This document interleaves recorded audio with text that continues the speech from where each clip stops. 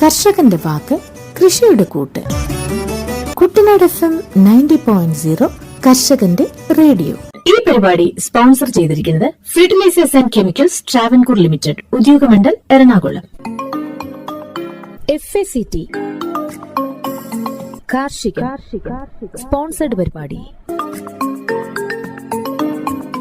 നമസ്കാരം. ഇന്ന് അടത്താപ്പ് എന്ന വിളയെപ്പറ്റി നമുക്ക് പരിചയപ്പെടാം. കാച്ചിൽ വിഭാഗത്തിൽ പെടുന്നതും ഇറച്ചിക്കാച്ചിൽ എന്നറിയപ്പെടുന്നതുമായ കിഴങ്ങുവർഗ വിളയാണ് അടത്താപ്പ്. ഇംഗ്ലീഷിൽ ഏരിയൽ യാം, പൊട്ടറ്റോ യാം, എയർ പൊട്ടറ്റോ എന്നൊക്കെ പേരുള്ള ഇതിന്റെ ശാസ്ത്രീയ നാമം ഡയോസ്കോറിയ ബൾബിഫെറ എന്നാണ്. ആഫ്രിക്കയും ഏഷ്യയുമാണ് സ്വദേശം. വള്ളിയായി പടർന്നു കയറുന്ന ഈ കാച്ചിൽ മരങ്ങളിൽ കയറ്റിവിട്ടോ പന്തലിട്ടോ വളർത്താം. അടത്താപ്പിന്റെ വള്ളി ഊന്നിലൂടെ ഇടതുവശം ചുറ്റി കയറുന്നവയാണ്. പണ്ട് കാലങ്ങളിൽ ഉരുളക്കിഴങ്ങിന് പകരമായി ഉപയോഗിച്ചു വന്നിരുന്ന ഈ കിഴങ്ങുവിളയുടെ വള്ളികളിലാണ് ഭക്ഷ്യയോഗ്യമായ കിഴങ്ങുകൾ ഉണ്ടാകുന്നത്. കാച്ചിലിനെ അപേക്ഷിച്ച് വീതി കൂടിയ ഇലകളാണ് ഇതിനുള്ളത്. മരച്ചീനിയെ അപേക്ഷിച്ച് ഉയർന്ന പോഷകമൂല്യമുള്ള അടത്താപ്പിന്റെ കിഴങ്ങിൽ ഉദ്ദേശം 70% അന്നജം, 15% മാംസ്യം എന്നിവ അടങ്ങിയിട്ടുണ്ട്. കൂടാതെ 100 ഗ്രാം കിഴങ്ങിൽ 34 milligram calcium, 695 milligram potassium, 50 milligram sodium, 45 milligram magnesium, 16 milligram iron എന്നിവയും കാണപ്പെടുന്നു. ഗ്ലൈസീമിക് സൂചിക കുറയ്ക്കാൻ ശേഷിയുള്ള അടതാപ്പ് പ്രമേഹ രോഗികൾക്കും അമിതവണ്ണമുള്ളവർക്കും നല്ലതാണെന്ന് പറയപ്പെടുന്നു. കാച്ചിലുള്ള സ്റ്റിറോയിഡുകളെ സിന്തറ്റിക് മരുന്നുകളായ കോർട്ടിസോൺ, ഗർഭനിരോധന ഗുളികകൾ, ലൈംഗിക ഹോർമോണുകൾ തുടങ്ങിയവയുടെ നിർമ്മാണ പ്രക്രിയകളിലും ഉപയോഗിച്ചു വരുന്നു. ഉഷ്ണ മിതോഷ്ണ മേഖല കാലാവസ്ഥയാണ് അടതാപ്പ് കൃഷിക്ക് അനുയോജ്യമായത്. സാമാന്യം നല്ല മഴ ലഭിക്കുന്ന പ്രദേശങ്ങളിൽ ഇവ നന്നായി വളരും. കാലവർഷം തുടങ്ങുന്നതോടുകൂടെ കൃഷി ചെയ്യാം. ഏപ്രിൽ മെയ് മാസങ്ങളിലാണ് നടീൽ. നടുന്നതിനായി വള്ളികളിൽ ഉണ്ടാകുന്ന മേക്കാച്ചിൽ തന്നെയാണ് ഉപയോഗിക്കുന്നത്. സുഷുപ്താവസ്ഥയുള്ളതിനാൽ വിളവെടുപ്പിന് ശേഷം ഏകദേശം 2 മാസക്കാലം കഴിഞ്ഞ് മുള പൊട്ടുമ്പോൾ വേണം നടാൻ. ഇതിനായി ഇടത്തരം വലിപ്പമുള്ളവ തിരഞ്ഞെടുക്കാം. അടതാപ്പ് തടങ്ങളിലോ വരമ്പുകളിലോ കൂനകളിലോ നടാം. കൂനകളിൽ നടുമ്പോൾ ഉദ്ദേശം 1 മീറ്റർ ഇടയകലം നൽകാം. മണ്ണ് നന്നായി ഇളക്കി 60 സെന്റിമീറ്റർ 45 സെന്റിമീറ്റർ വലുപ്പത്തിൽ കുഴിയെടുത്ത ശേഷം അടിവളമായി ജൈവവളം 2 കിലോഗ്രാം ഒരു കുഴിക്ക് എന്ന തോതിൽ മേൽമണ്ണുമായി ചേർത്ത് കുഴി 3/4 ഭാഗം മൂടിയ ശേഷം വിത്തുകിഴങ്ങ് നടാം. വീണ്ടും മണ്ണിട്ട് മൂടി ചപ്പുചവറുകളോ വിള അവശിഷ്ടങ്ങളോ കൊണ്ട് പുതയിടണം. മണ്ണിൽ ഈർപ്പം നിലനിർത്തുന്നതിനും വേഗത്തിൽ മുള പൊട്ടുന്നതിനും മണ്ണിലെ ഊഷ്മാവ് നിയന്ത്രിക്കുന്നതിനും കളകളെ നിയന്ത്രിക്കുന്നതിനും പുതയിടൽ സഹായിക്കും. തുറസായ ഇടങ്ങളിൽ നടുമ്പോൾ വള്ളികൾ വീശി തുടങ്ങുന്നതോടുകൂടി ഊന്നുകൾ അല്ലെങ്കിൽ പന്തൽ നൽകേണ്ടതാണ്. ഇലകൾക്ക് ശരിയായ സൂര്യപ്രകാശം ലഭിക്കുന്ന രീതിയിൽ വള്ളികളെ താങ്ങുകളിലേക്ക് പടർത്തി വിടണം. നീർവാർച്ച സൗകര്യം ഉണ്ടായിരിക്കണം. വെള്ളം കെട്ടി നിൽക്കാൻ അനുവദിക്കരുത്. നട്ട് 30 മുതൽ 45 ദിവസങ്ങളിൽ കള നീക്കി മണ്ണ് കൂട്ടിക്കൊടുക്കുന്നത് വിളവ് വർദ്ധിപ്പിക്കുന്നതിന് സഹായിക്കും. കളകൾ നീക്കം ചെയ്യുന്നത് രോഗങ്ങളെയും കീടങ്ങളെയും അകറ്റി നിർത്തുകയും ചെയ്യും. മേൽപോട്ട് പടർന്നു കയറുന്ന വള്ളികളുടെ മുട്ടുകളിൽ ശരാശരി 100 മുതൽ 150 ഗ്രാം തൂക്കവും ഉരുളക്കിഴങ്ങിന്റെ ആകൃതിയിലുമായ മേക്കാച്ചിൽ ഉണ്ടാകും. ചില സന്ദർഭങ്ങളിൽ 400 മുതൽ 500 ഗ്രാം ഭാരമുള്ള കിഴങ്ങുകളും കാണാറുണ്ട്. ഒരു ചെടിയിൽ നിന്നും 2 മുതൽ 4 കിലോഗ്രാം വരെ വിളവ് ലഭിക്കും. കിഴങ്ങുകൾ 6 മുതൽ 8 മാസത്തിൽ വിളവെടുക്കാവുന്നതാണ്. ഒക്ടോബർ നവംബറോടെ വള്ളികൾ ഉണങ്ങിപ്പോകുന്നു. മറ്റു കാച്ചിലുകളിൽ കാണുന്നത് പോലെ മണ്ണിനടിയിൽ ഇതിന് കാര്യമായ വിളവ് ഉണ്ടാവില്ല. എങ്കിലും ഇത് ഭക്ഷ്യയോഗ്യമാണ്. ഭക്ഷണാവശ്യത്തിനായി ഉപയോഗിക്കുമ്പോൾ പുറമെയുള്ള തൊലിയും തൊട്ടു താഴെയുള്ള പച്ച നിറമുള്ള ഭാഗവും ചെത്തി നീക്കിയില്ലെങ്കിൽ ചെറിയ കയ്പുണ്ടാവും. ഉരുളക്കിഴങ്ങിന് പകരക്കാരനായും ഇവയെ ഭക്ഷണ വിഭവങ്ങളിൽ ഉൾപ്പെടുത്താം. ഈ കാച്ചിലിലെ വിവിധ പോഷക ഘടകങ്ങളെ കുറിച്ചുള്ള പഠനം ഇതിൽ നിന്നുള്ള മൂല്യവർദ്ധിത ഉൽപ്പന്നങ്ങൾ ഉണ്ടാക്കുന്ന വിധവും കേരള കാർഷിക സർവകലാശാലയിൽ പുരോഗമിച്ചുകൊണ്ടിരിക്കുന്നു.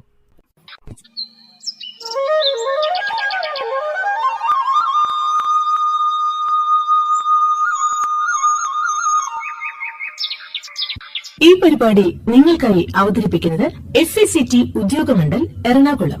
അടുത്തതായി ഇലവർഗ പച്ചക്കറിയായ ചായാമൻസയെപ്പറ്റി പരിചയപ്പെടാം. കേരളീയരുടെ ഇടയിൽ സുപരിചിതമല്ലെങ്കിലും മെക്സിക്കൻ ചീര എന്നറിയപ്പെടുന്ന ചായാമൻസ പല അടുക്കളത്തോട്ടങ്ങളിലും ഇന്ന് ഇടം പിടിച്ചിട്ടുണ്ട്.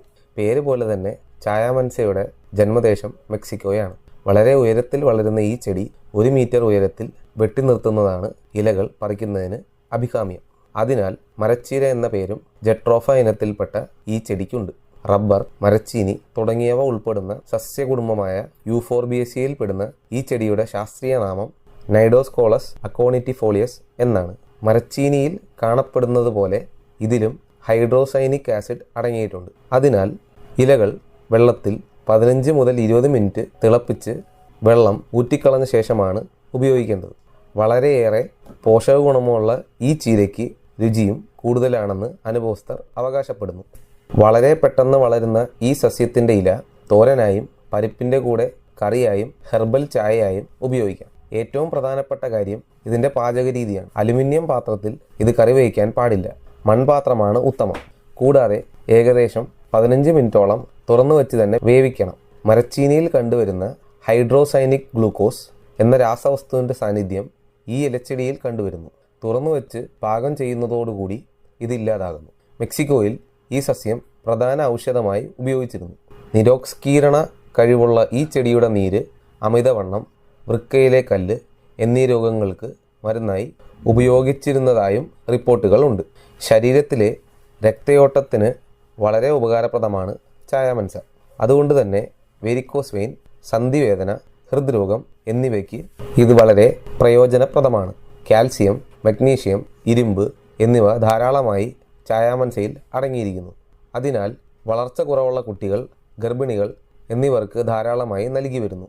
ഈ ഇല കഴിക്കുന്നവരിൽ കാഴ്ചശക്തിയും തലച്ചോറിൻ്റെ പ്രവർത്തനങ്ങളും വർദ്ധിച്ചു വരുന്നതായി കാണുന്നു. അതിനാൽ പഠിക്കുന്ന കുട്ടികൾക്ക് ചായാമൻസ ധാരാളമായി നൽകുന്നത് ഉത്തമമാണ്. ഈ സസ്യത്തിൽ 5.7% പ്രോട്ടീൻ, 1.9% നാരുകൾ, 100 ഗ്രാം ഇലയിൽ 199.4 milligram calcium, 217.2 milligram potassium, 11.4 milligram ഇരുമ്പ്, 164.7 മില്ലിഗ്രാം വൈറ്റമിൻ സി എന്നിങ്ങനെയാണ് ചായാമൻസയിലെ പോഷക നിലവാരം.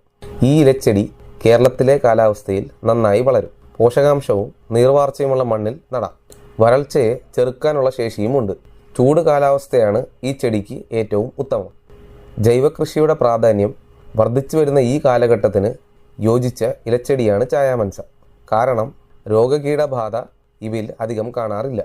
കൂടാതെ വീടുകൾക്ക് ചുറ്റും സംരക്ഷണ വേലിയായും ഇത് നട്ടു വളർത്താൻ സാധിക്കും. 3 മുതൽ 4 ഇഞ്ച് നീളത്തിൽ മുറിച്ച കമ്പുകൾ നിലത്തോ ഗ്രോബാഗുകളിലോ ചട്ടികളിലോ നട്ടു വളർത്താവുന്നതാണ്.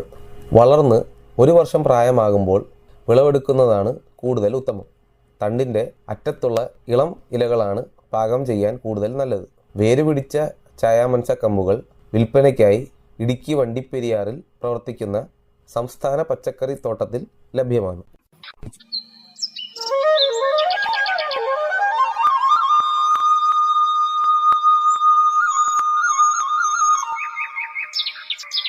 ഈ പരിപാടി നിങ്ങൾക്കായി അവതരിപ്പിക്കുന്നത് FACT ഉദ്യോഗമണ്ഡൽ എറണാകുളം.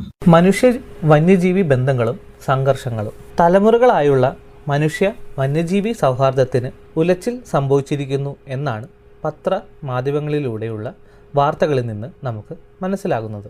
മനുഷ്യനും വന്യമൃഗങ്ങളും വനകുലത്തിൻ്റെ സന്തതികളും സഹോദരങ്ങളും ആയിരുന്നു.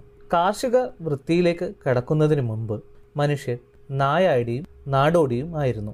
ഗുഹാവാസിയായിരുന്ന മനുഷ്യൻ നായാട്ടിലും യാത്രയിലും കൂട്ടുകാരനും കാവൽക്കാരനുമായിരുന്നത് നായ്ക്കളാണ്. കാർഷിക വൃത്തിയോടൊപ്പം കാട്ടുപശുക്കളെ മെരുക്കി പാൽ കുടിക്കാനും കാട്ടുകോഴികളെ വളർത്തി മുട്ട ഭക്ഷിക്കാനും കുതിരകളെയും ആനകളെയും മെരുക്കി യാത്രകൾക്കും ചരക്കു നീക്കത്തിനും ഗോത്രയുദ്ധങ്ങൾക്കും ഉപയോഗിക്കാൻ മനുഷ്യൻ പഠിച്ചു. അപ്പോഴെല്ലാം വനസഞ്ചാരികളായ മനുഷ്യനും മൃഗങ്ങളും സഹോദരങ്ങളായിരുന്നു. മനുഷ്യൻ കാട് വെട്ടിത്തെളിച്ച് നാടും നഗരവും സൃഷ്ടിച്ചപ്പോൾ അവൻ നഗരവാസിയും കൂടെ ഉണ്ടായിരുന്ന സഹോദര മൃഗങ്ങൾ വന്യമൃഗങ്ങളുമായി. മനുഷ്യൻ ഗ്രാമങ്ങളിലും നഗരങ്ങളിലുമായി ആവാസ വ്യവസ്ഥ സൃഷ്ടിച്ചു. അതോടൊപ്പം ഗാർഹികവൽക്കരിക്കപ്പെടാത്ത മൃഗങ്ങളൊക്കെ വനങ്ങളിൽ വന്യമൃഗങ്ങളായി തുടരുകയും ചെയ്തു. ജനസംഖ്യ വർദ്ധിക്കുകയും കൃഷിഭൂമിയുടെ ആവശ്യം വീണ്ടും വർദ്ധിക്കുകയും ചെയ്തപ്പോൾ മനുഷ്യൻ കാട് കയ്യേറാൻ തുടങ്ങി.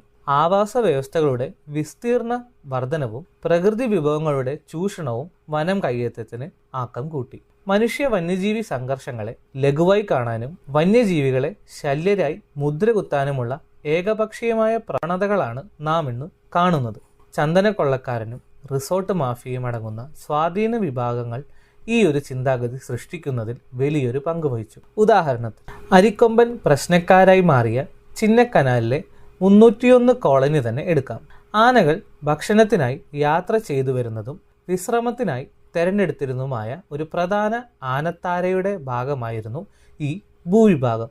ആനകളുടെ പ്രയാണവും ഭക്ഷണം തേടലും വിശ്രമവും ഈ ഒരു കോളനി സൃഷ്ടിക്കപ്പെട്ടത് കാരണം തടസ്സപ്പെട്ടു.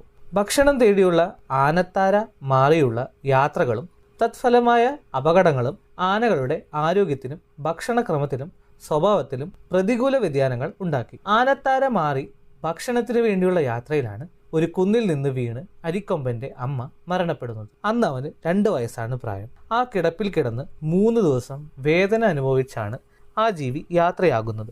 മരിച്ച അമ്മയുടെ അടുത്ത് നിന്ന് ദിവസങ്ങളോളം മാറാതെ നിന്ന അവനെ മറ്റു ആനകൾ വന്ന് കൂട്ടിക്കൊണ്ടുപോയി.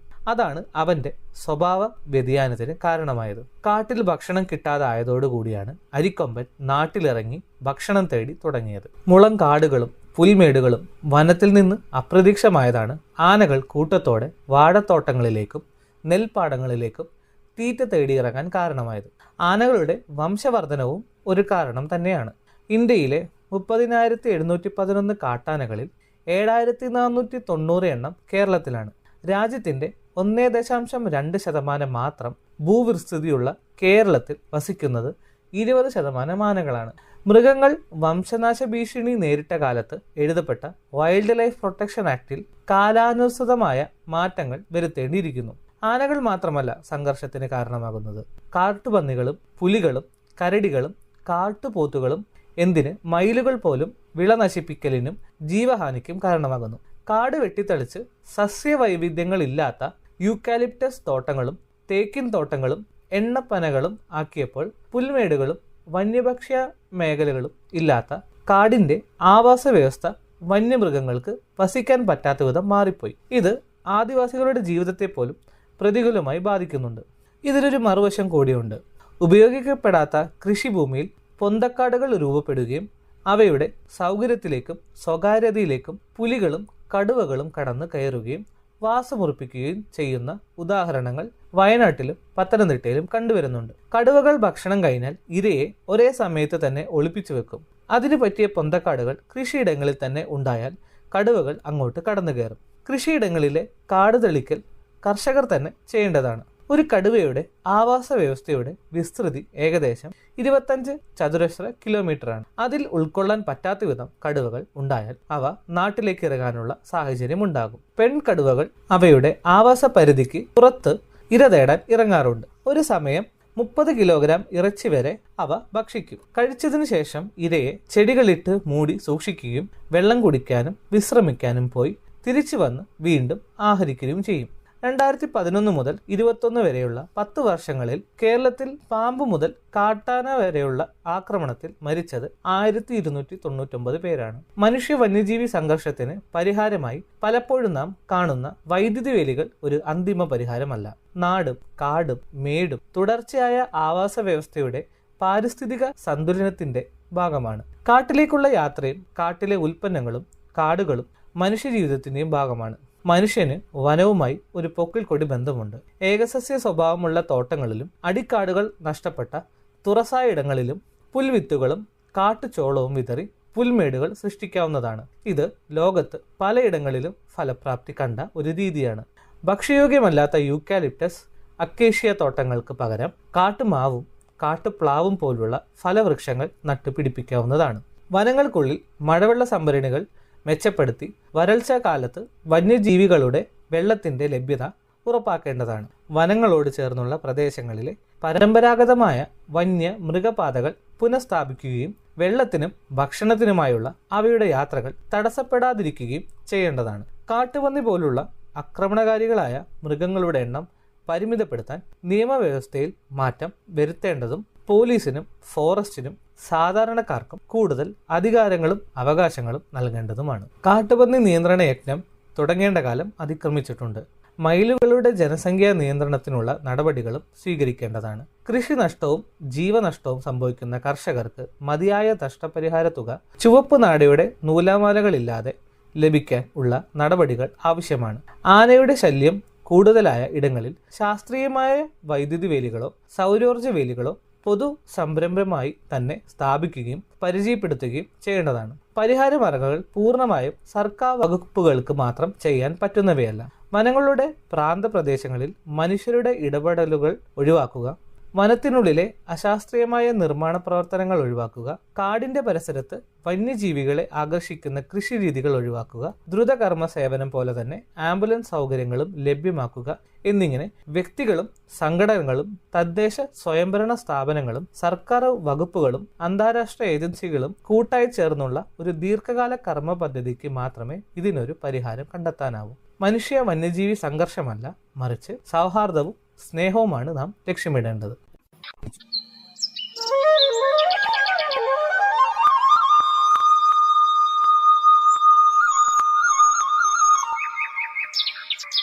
ഈ പരിപാടി നിങ്ങൾക്കായി അവതരിപ്പിക്കുന്നത് SACT ഉദ്യോഗമണ്ഡൽ എറണാകുളം. അടുത്തതായി പ്ലാവിൽ കാണപ്പെടുന്ന തണ്ടുതുരപ്പൻ എന്ന കീടത്തെ പറ്റി നമുക്ക് പരിചയപ്പെടാം. കേരളത്തിലെ ചക്കയുടെ നാടൻ ഇനങ്ങൾ ധാരാളമായി ഉണ്ടെങ്കിലും വിദേശ ഇനങ്ങൾക്ക് ഇന്നും പ്രിയമേറെയാണ്. ചെറുപ്രായത്തിൽ തന്നെ കായികയും മികച്ച വിളവ് നൽകുന്നതുമായ വിദേശ ഇനങ്ങളാണ് Vietnam super early, Thailand red, Ceylon Varikka, Sindhooram എന്നിവ. ഇവയിൽ തായ്ലൻഡിൽ നിന്നുമുള്ള വിയറ്റ്നാം സൂപ്പർ എയർലി എന്ന ഇനത്തിന്റെ ബഡ് തൈകൾക്ക് കേരളത്തിൽ ഇന്ന് നല്ല പ്രചാരം ലഭിച്ചിട്ടുണ്ട്. ചക്കയുടെ ഉൽപാദനവും അതിൽ നിന്നുള്ള മൂല്യവർദ്ധിത ഉൽപ്പന്നങ്ങളുടെ വിപണനവും കൂട്ടാനുള്ള ശ്രമങ്ങളുടെ ഭാഗമായാണ് 2018 കേരള സർക്കാർ ചക്കയെ കേരളത്തിന്റെ ഔദ്യോഗിക ഫലമായി പ്രഖ്യാപിച്ചത്. കീടരോഗബാധ കുറവുള്ള ഒരു വൃക്ഷമാണ് പ്ലാവ്. എന്നാൽ പുതിയ ഇനങ്ങളുടെ കൃഷി വ്യാപകമായതോടുകൂടി കീടരോഗ ആക്രമണം കൂടുതലായി കാണപ്പെടുന്നു. ഇവയിൽ പ്രധാനപ്പെട്ട കീടമായ തണ്ടുതുരപ്പൻ പുഴുവിന്റെ വ്യാപകമായ ആക്രമണം കഴിഞ്ഞ 2 വർഷമായി കേരളത്തിൽ പലയിടത്തും റിപ്പോർട്ട് ചെയ്യപ്പെട്ടിട്ടുണ്ട്. ഗ്ലൈഫോഡസ് സെസാലിസ് എന്നാണ്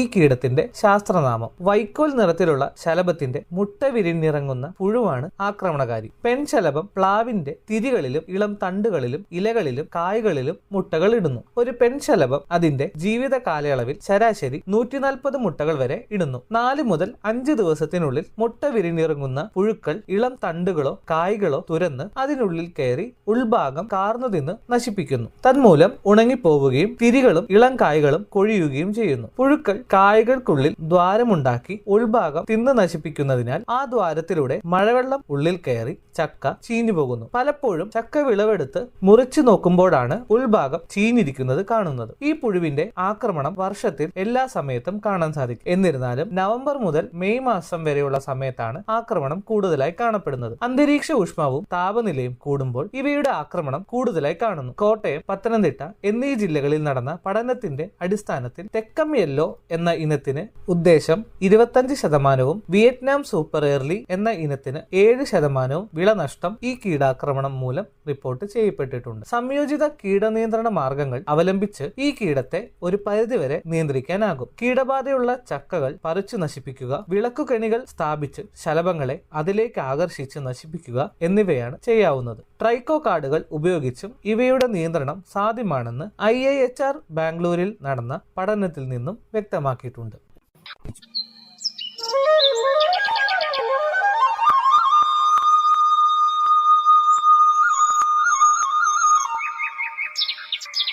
ഈ പരിപാടി നിങ്ങൾക്കായി അവതരിപ്പിക്കുന്നത് SACT ഉദ്യോഗമണ്ഡൽ എറണാകുളം. അടുത്തതായി ധൃതരാഷ്ട്ര പച്ച എന്ന കളയെപ്പറ്റി പരിചയപ്പെടാം. നല്ല ഇളം പച്ച നിറത്തിൽ ഇടതൂർന്ന ഇലകളോടുകൂടി പടർന്നു വളരുന്ന ഒരു കളയാണ് ധൃതരാഷ്ട്ര പച്ച അഥവാ അമേരിക്കൻ വള്ളി. തെക്കേ അമേരിക്കയാണ് ഉദ്ഭവസ്ഥാനം. ഈ കള പടർന്നു കയറി മറ്റു സസ്യങ്ങളുടെ സൂര്യപ്രകാശ ലഭ്യത തടഞ്ഞ് ധൃതരാഷ്ട്ര ലിംഗനത്തോട് സമാനമായി വിളയെ ശ്വാസം മുട്ടിച്ച് കൊല്ലുന്ന അവസ്ഥയിലേക്ക് എത്തിക്കുന്നതിനാലാണ് ഇതിനെ ധൃതരാഷ്ട്ര പച്ച എന്ന് വിളിക്കുന്നത്. എന്തിനും പടർന്നു കയറി ഏത് വിപരീത സാഹചര്യത്തിലും നല്ല വളർച്ച കാണുന്ന ഒരു അദ്ഭുത കളയാണിത്. വൃക്ഷങ്ങളെയും ഇലക്ട്രിക് പോസ്റ്റുകളെയും മതിലുകളെയും എന്നുവേണ്ട പടർന്നു കയറാൻ പറ്റുന്ന എല്ലായിടത്തും ആർത്തുകയറി കാണാൻ കഴിയാത്ത വിധം ഈ കട മൂടിക്കളയുന്നു. 24 മണിക്കൂർ കൊണ്ട് 8 മുതൽ 10 സെന്റിമീറ്റർ വരെ വളരാൻ കഴിവുള്ളതിനാൽ ഈ വള്ളിച്ചെടിയെ ഇംഗ്ലീഷിൽ മൈലേ മിനിറ്റ് എന്ന് വിളിക്കുന്നു. 2ാം ലോക മഹായുദ്ധകാലത്ത് എയർഫീൽഡുകൾ ശത്രു രാജ്യക്കാരിൽ നിന്നും മറയ്ക്കാൻ വേണ്ടിയാണ്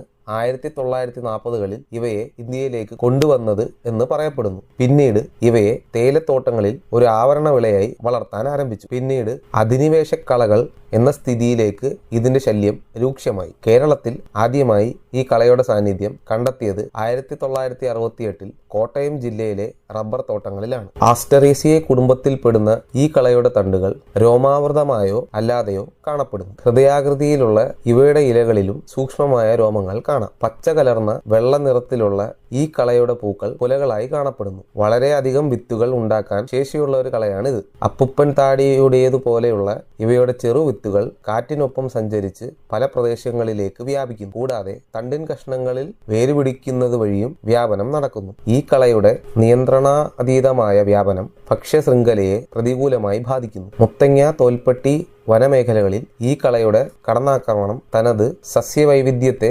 ഇല്ലാതാക്കുന്നത് മൂലം കാട്ടുമൃഗങ്ങളുടെ, പ്രത്യേകിച്ചും പുള്ളിമാനുകളുടെ തീറ്റപ്പുല്ലിന്റെ ലഭ്യത കുറയ്ക്കുന്നതായി റിപ്പോർട്ടുകളുണ്ട്. മുഞ്ഞ, തേയിലക്കൊതുക്, ഇലപ്പേൻ മുതലായ കീടങ്ങളുടെയും കൊളിറ്റോട്രൈക്കം ആൾട്ടർനേറിയ പോലെയുള്ള വിളകളിലെ രോഗകാരികളായ കുമിളുകളുടെയും ഇതര ആതിഥേയ സസ്യമാണ് ഈ കള. ഇതുമൂലം വിളകളുടെ അഭാവത്തിലും കീടരോഗബാധ കൃഷിയിടത്തിൽ നിലനിൽക്കുന്നതിനും അടുത്ത വിളയിൽ രോഗം പെട്ടെന്ന് വരുന്നതിനും കാരണമാകുന്നു. ഉയർന്ന വ്യാപനശേഷി മൂലം ധൃതരാഷ്ട്ര പച്ചയുടെ നിയന്ത്രണം ഏറെ ശ്രമകരമായ ഒന്നാണ്. മറ്റു ജൈവ അവശിഷ്ടങ്ങളോടൊപ്പം ചേർത്ത് കമ്പോസ്റ്റാക്കി മാറ്റുകയോ പച്ചില വളമായോ ഇത് ഉപയോഗിക്കാം. ഈ വള്ളി പടർന്നു കയറുന്നത് ശ്രദ്ധയിൽപ്പെടുമ്പോൾ തന്നെ ഇവയുടെ കട പറിച്ചുവിടുക. കള പൂക്കുന്നതിന് മുൻപേ തന്നെ നശിപ്പിക്കുന്നത് വിത്തുൽപാദനം തടയാനും അതുവഴി വ്യാപനം കുറയ്ക്കുന്നതിനും സഹായമാകുന്നു.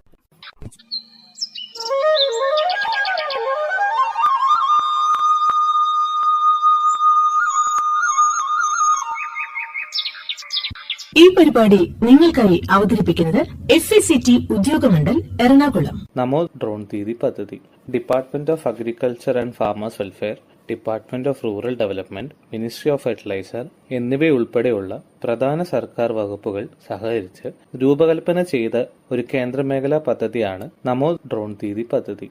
നാനോ വളങ്ങളുടെയും കീടനാശിനികളുടെയും കൃത്യമായ സ്പ്രേ ചെയ്യുന്നതിനായി കാർഷിക മേഖലയിൽ ഡ്രോണുകളുടെ ഉപയോഗം പ്രോത്സാഹിപ്പിക്കുന്നതിന് സ്ത്രീകളുടെ പങ്കാളിത്തത്തിനും മുഖ്യധാര കൃഷിയിൽ അവരുടെ സുസ്ഥിരമായ പങ്കാളിത്തത്തിനും ഊന്നൽ നൽകാനാണ് ഈ സംരംഭം ലക്ഷ്യമിടുന്നത്.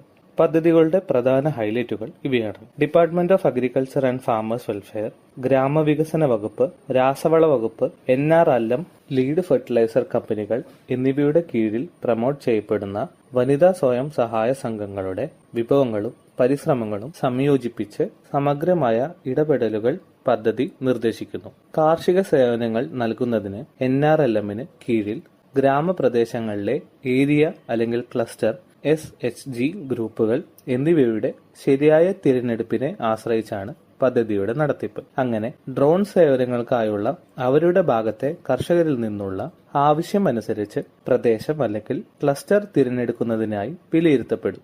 അത് സ്വയം സഹായ സംഘങ്ങളെ തിരഞ്ഞെടുക്കുന്നതിനുള്ള അടിസ്ഥാനമായി മാറും.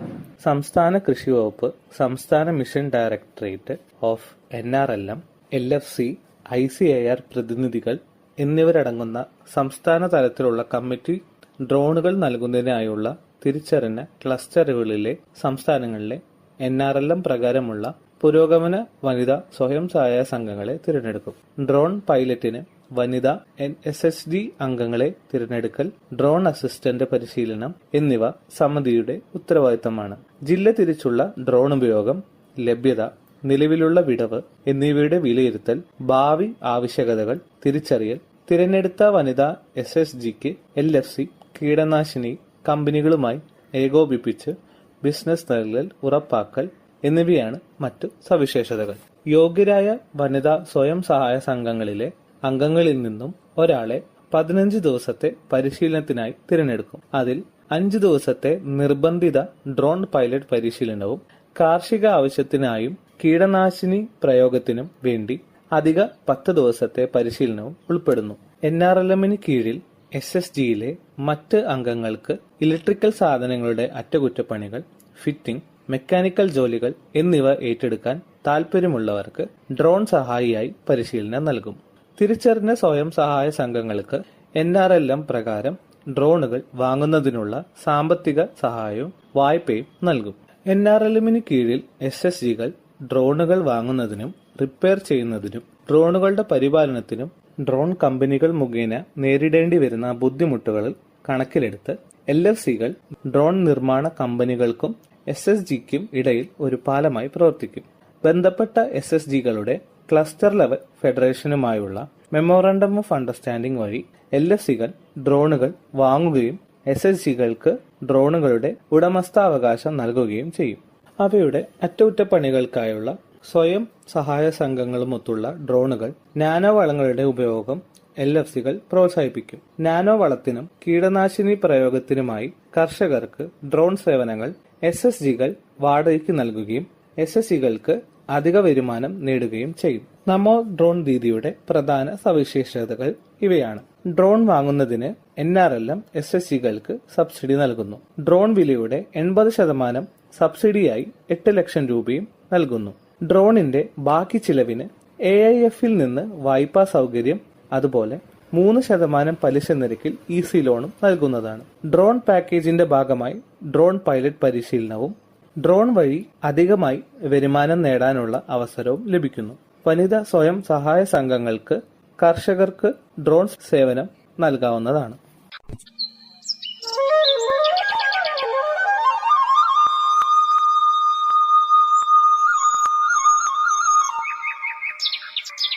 ഈ പരിപാടി നിങ്ങൾക്കായി അവതരിപ്പിക്കുന്നത് FACT ഉദ്യോഗമണ്ഡൽ എറണാകുളം. അടുത്തതായി FACTയിൽ നിന്ന് കർഷകർക്ക് ലഭിക്കുന്ന രാസവളങ്ങളും അതുപോലെ ജൈവവളങ്ങളെയും പറ്റി പരിചയപ്പെടാം. ഭാരത് NPK 20-20-013 ഫാക്ടിന്റെ സ്വന്തം ഉൽപ്പന്നമായ ഫാക്ടംഫോസ് ഇപ്പോൾ അതേ ഇരട്ട ആന ബ്രാൻഡ് ചിഹ്നത്തിൽ ഫാക്ടിൽ നിന്ന് ഭാരത് NPK 20-20-013 ആയി ലഭിക്കുന്നതാണ്. 5 പതിറ്റാണ്ടിലേറെയായി അതേ ഗുണമേന്മയിൽ കൊച്ചിയിലെ അമ്പലമേട് ഉദ്യോഗമണ്ഡലിൽ വളം നിർമ്മാണശാലയിൽ നിന്ന് ഈ ഉൽപ്പന്നം നിർമ്മിച്ചുകൊണ്ടിരിക്കുന്നു. 60% അമോണിയം സൾഫേറ്റിന്റെയും 40% അമോണിയം ഫോസ്ഫേറ്റിന്റെയും രാസ സംയോജനമായ ഈ ഉൽപ്പന്നം സസ്യങ്ങളുടെ വളർച്ചയ്ക്ക് ആവശ്യമായ നൈട്രജൻ, ഫോസ്ഫറസ് എന്നീ 2 പ്രധാന പോഷകങ്ങൾ 20% വീതം നൽകുന്നു. കൂടാതെ ഇന്ത്യൻ മണ്ണിൽ നിർണായക മൂലകമായ സൾഫറും 13% വീതം ഇതിൽ അടങ്ങിയിട്ടുണ്ട്. ഇത് ഗുണനിലവാരവും വിളവ് മെച്ചപ്പെടുത്തുന്നതിനും സഹായകരമാകുന്നു. നൈട്രജനും ഫോസ്ഫറസും രാസപരമായി കലർന്നതിനാൽ സമീകൃത പോഷണവും ഉപയോഗക്ഷമതയും വർദ്ധിക്കും. ഉൽപ്പന്നത്തിൽ ലഭ്യമാകുന്ന നൈട്രജൻ മൂലകം അമോണിയക്കൽ രൂപത്തിനായതിനാൽ ബാഷ്പീകരണം വഴി ഉണ്ടാകുന്ന പോഷകനഷ്ടം കുറയ്ക്കുകയും ഫോസ്ഫറസ് മൂലകം വെള്ളത്തിൽ ലയിക്കുന്നതിനാൽ വേരുകൾക്ക് പോഷകങ്ങൾ എളുപ്പത്തിൽ ആഗീകരണം ചെയ്യുവാനും സാധിക്കുന്നു. ഫാക്ടംഫോസ് അടിവളമായും മേൽവളമായും ഉപയോഗിക്കാം. Bharat NPK 20-5-00-23 fact ammonium sulphate ഇപ്പോൾ അതേ ഇരട്ട ആന ബ്രാൻഡ് ചിഹ്നത്തിൽ FACTയിൽ നിന്ന് ഭാരത് NPK 20-5-00-23 എന്ന പേരിൽ ലഭ്യമാണ്. 6 പതിറ്റാണ്ടിലേറെയായി FACTയുടെ അതേ ഗുണമേന്മയിൽ കൊച്ചിയിലെ ഉദ്യോഗമണ്ഡലിൽ നിന്നാണ് ഈ ഉൽപ്പന്നം നിർമ്മിച്ചുകൊണ്ടിരിക്കുന്നത്. ഈ ഉൽപ്പന്നത്തിൽ 20.5% നൈട്രജനും 23% സൾഫറും അടങ്ങിയിരിക്കുന്നു. നൈട്രജനും സൾഫറും ചേർന്ന രാസമിശ്രിതമായ ഈ ഉൽപ്പന്നം ചെടികൾക്ക് ലഭിക്കുന്ന പോഷകങ്ങളുടെ കാര്യക്ഷമത വർദ്ധിപ്പിക്കാൻ സഹായിക്കുന്നു. വളത്തിൽ അടങ്ങിയിരിക്കുന്ന സൾഫർ മൂലകം വിളകളുടെ വിളവും ഗുണമേന്മ വർദ്ധിപ്പിക്കുന്നതിനും സഹായിക്കും. കൂടാതെ സൾഫർ കീടങ്ങളെയും രോഗങ്ങളെയും വിളകളെ ബാധിക്കാതെ പ്രതിരോധിക്കുന്നു. നെല്ല്, വാഴ, കരിമ്പ്, പച്ചക്കറികൾ, കാപ്പി, തേയില, കുരുമുളക് തുടങ്ങിയ തോട്ടവിളകൾക്ക് അനുയോജ്യമായ വളമാണ് ഈ ഉൽപ്പന്നം. ഭാരത് NPK 20.5-00-23 വസ്തുതയിൽ അടങ്ങിയിരിക്കുന്ന നൈട്രജൻ അമോണിയക്കൽ രൂപത്തിനായതിനാൽ മണ്ണിൽ നിന്ന് ഒലിച്ചു പോകാതെയും ബാഷ്പീകരണം കുറയ്ക്കുകയും ചെയ്യുന്നു. അമോണിയം സൾഫേറ്റ് ഈർപ്പം ആഗീകരണം ചെയ്യുന്നില്ല, ആയതിനാൽ പോഷകങ്ങൾ നഷ്ടപ്പെടുന്നില്ല.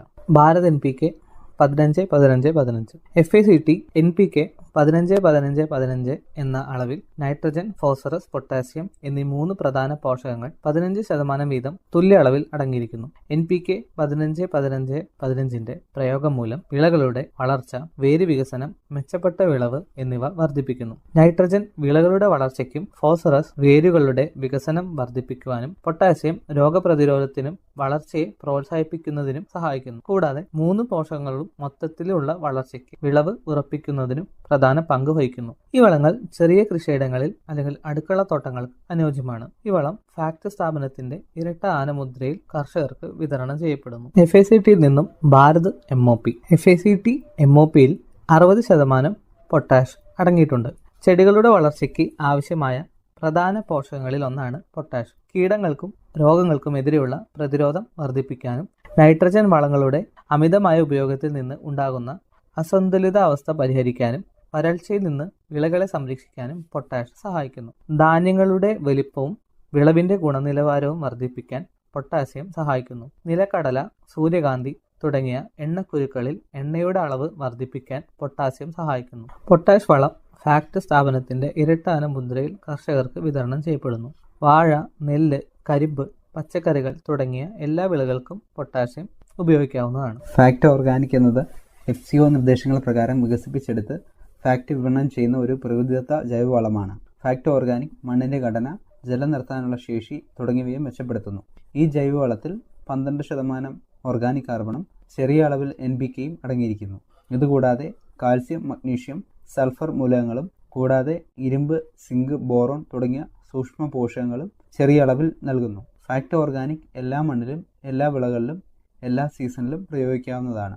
ഫാക്ട് ഓർഗാനിക്കിന്റെ ഉപയോഗം മൂലം മണ്ണിരയുടെ എണ്ണത്തിലും ഗണ്യമായ വർധനവുണ്ടാകുന്നു. കൂടാതെ മണ്ണിൽ വായുസഞ്ചാരം വർദ്ധിക്കുന്നു. അമ്ലാവസ്ഥയും ക്ഷാരാവസ്ഥയും പോലുള്ള അസാധാരണ അവസ്ഥകളിൽ നിന്ന് മണ്ണിന്റെ pHനെ ഫാക്ട് ഓർഗാനിക് നിയന്ത്രിക്കുന്നു. ഫാക്ട് ഓർഗാനിക്കിന്റെ ഉപയോഗം മൂലം വേരുകളുടെ വളർച്ച മെച്ചപ്പെടുത്തുകയും ഉൽപാദനക്ഷമത വർദ്ധിക്കുകയും ചെയ്യുന്നു. ഫാക്ട് ഓർഗാനിക് ജൈവ കൃഷിക്കും പഴം, പച്ചക്കറി തോട്ടങ്ങൾക്കും അടുക്കള തോട്ടങ്ങൾക്കും അനുയോജ്യമാണ്. ഫാക്ട് ഓർഗാനിക് പ്ലസ് ഫാക്ട് വിപണനം ചെയ്യുന്ന ഒരു കോഴി അധിഷ്ഠിത പ്രകൃതിദത്ത വളമാണ് ഓർഗാനിക് പ്ലസ്. കൂടാതെ ഈ ജൈവവളം FCO നിർദ്ദേശങ്ങൾ പ്രകാരം വികസിപ്പിച്ചെടുത്തതാണ്. ഓർഗാനിക് പ്ലസ് മണ്ണിന്റെ ഘടന മെച്ചപ്പെടുത്തുകയും ജലം നിർത്താനുള്ള ശേഷിയും വർദ്ധിപ്പിക്കുന്നു. ഇത് മണ്ണിന്റെ വൻതോതിലുള്ള സാന്ദ്രത കുറയ്ക്കുകയും അതുവഴി ഉൽപാദനക്ഷമത വർദ്ധിപ്പിക്കാൻ സഹായിക്കുകയും ചെയ്യുന്നു. ഫാക്ട് ഓർഗാനിക് പ്ലസിൽ 14% ഓർഗാനിക് കാർബണും 0.5% NPKയും കൂടാതെ ചെറിയ അളവിൽ കാൽസ്യം, മഗ്നീഷ്യം, സൾഫർ സൂക്ഷ്മ പോഷകങ്ങളും അടങ്ങിയിരിക്കുന്നു. എല്ലാ മണ്ണിലും എല്ലാ വിളകളിലും ഇത് ഉപയോഗിക്കാവുന്നതാണ്. ഓർഗാനിക് പ്ലസ് ജൈവ കൃഷിക്കും പഴം, പച്ചക്കറി തോട്ടങ്ങൾക്കും അടുക്കള തോട്ടങ്ങൾക്കും അനുയോജ്യമാണ്. FACT from phosphorus rich organic manure Bharat സർക്കാരിന്റെ PM പ്രണാം എന്ന സംരംഭത്തിന് കീഴിൽ FCO നിർദ്ദേശങ്ങൾ പ്രകാരം വികസിപ്പിച്ചെടുത്ത് വിപണനം ചെയ്യുന്ന ജൈവ അധിഷ്ഠിത പ്രകൃതിദത്ത വളമാണ് പ്രോം. ഈ വളം FCO നിർദ്ദേശപ്രകാരം ഉൽപ്പാദിപ്പിക്കുന്നതാണ്. ഉയർന്ന ഗുണമേന്മയും ആവശ്യമായ പോഷകങ്ങൾ മണ്ണിലേക്ക് സാവധാനത്തിൽ പുറത്തുവിടുന്നതുമായ ഈ ജൈവവളം മണ്ണിനെ സമ്പുഷ്ടമാക്കുന്നതിന് ഏറെ സഹായകരമാകുന്നു. ഇതിൽ P2O5 ആയി 8% ഫോസ്ഫറസ് കൂടാതെ ചെറിയ അളവിൽ nitrogen, potash, calcium, magnesium, sulphur സൂക്ഷ്മ പോഷകങ്ങളും അടങ്ങിയിരിക്കുന്നു. പ്രോം എല്ലാ മണ്ണിലും, എല്ലാ വിളകളിലും, എല്ലാ സീസണിലും പ്രയോഗിക്കാവുന്നതാണ്. പ്രോമിന്റെ പ്രയോഗം മൂലം മണ്ണിന്റെ ഓർഗാനിക് കാർബണിന്റെ അളവ് വർദ്ധിപ്പിക്കുകയും മണ്ണിന്റെ സുഷിരതയും ജലാംശം നിലനിർത്താനുള്ള ശേഷിയും മെച്ചപ്പെടുത്തുന്നു. ഇപ്രകാരം പ്രോം ഒരു മണ്ണ് കണ്ടീഷണറായും പ്രവർത്തിക്കുന്നു. Fact FOM fermented organic manoeuvre fact FOM പരിസ്ഥിതി സൗഹൃദവും മണ്ണിൽ ദീർഘകാലം നിലനിൽക്കുന്നതുമായ പ്രകൃതിദത്ത ജൈവവളമാണ്. ഈ വളം FCO നിർദ്ദേശപ്രകാരം ഉൽപ്പാദിപ്പിക്കുന്നതാണ്. ഫാക്ട് FOMൽ നൈട്രജൻ, ഫോസ്ഫറസ്, പൊട്ടാസ്യം എന്നിവ കുറഞ്ഞത് 1 മുതൽ 2% വീതവും കൂടാതെ ചെറിയ അളവിൽ കാൽസ്യം, മഗ്നീഷ്യം, സൾഫർ സൂക്ഷ്മ പോഷകങ്ങളും അടങ്ങിയിരിക്കുന്നു. മണ്ണിന്റെ ഘടനയെ പരിപോഷിപ്പിക്കുകയും ചെടികൾക്ക് പോഷക ലഭ്യത വർദ്ധിപ്പിക്കുകയും ചെയ്യുന്ന FOM ജൈവ കൃഷിക്കും പഴം, പച്ചക്കറി തോട്ടങ്ങൾക്കും അടുക്കള തോട്ടങ്ങൾക്കും അനുയോജ്യമാണ്. പ്രോം എല്ലാ മണ്ണിലും, എല്ലാ വിളകളിലും, എല്ലാ സീസണിലും പ്രയോഗിക്കാവുന്നതാണ്. FACT PDM potash derived from molasses പൊട്ടാഷിന്റെ സ്വാഭാവിക ഉറവിടം എന്ന് വിശേഷിപ്പിക്കാവുന്ന ജൈവവളമാണ് ഫാക്ട് PDM. കരിമ്പ് പിഴിഞ്ഞു കെട്ടുന്ന ശർക്കരപ്പാവിൽ നിന്നും വികസിപ്പിച്ചെടുത്ത ഈ ജൈവവളത്തിൽ 14% പൊട്ടാസ്യം അടങ്ങിയിരിക്കുന്നു. ഈ ജൈവവളം FCO നിർദ്ദേശപ്രകാരം ഉൽപ്പാദിപ്പിക്കുന്നതാണ്. ചെറിയ അളവിൽ nitrogen, phosphorus, calcium, magnesium, sulphur കൂടാതെ ചെറിയ അളവിൽ സൂക്ഷ്മ പോഷകങ്ങളും അടങ്ങിയിട്ടുണ്ട്. PDM ഉപയോഗിക്കുന്നത് മൂലം ചെടികളിലെ സസ്യ ഹോർമോണുകളെ ഉണർത്തി വിളകളുടെ അഭിവൃദ്ധിക്കും അതിനോടൊപ്പം തന്നെ മണ്ണിന്റെ ഘടന, ജലം നിർത്താനുള്ള ശേഷി, മണ്ണിന്റെ ആരോഗ്യം എന്നിവ മെച്ചപ്പെടുത്തുകയും ചെയ്യുന്നു. മണ്ണിൽ ഒരിക്കൽ പ്രയോഗിച്ചാൽ സൂക്ഷ്മാണുക്കൾ പെരുകി മണ്ണിന്റെ ഫലഭൂഷ്ഠിതയും ഇതിനോടൊപ്പം വർദ്ധിപ്പിക്കുന്നു. ജൈവ കൃഷിക്ക് ഏറ്റവും അനുയോജ്യമായ വളമാണ് PDM. എല്ലാ വിളകൾക്കും, എല്ലാ മണ്ണിനും വിളകളുടെ വളർച്ചയെ പ്രതിരോധിക്കുന്നതിന് PDM അത്യുത്തമമാണ്.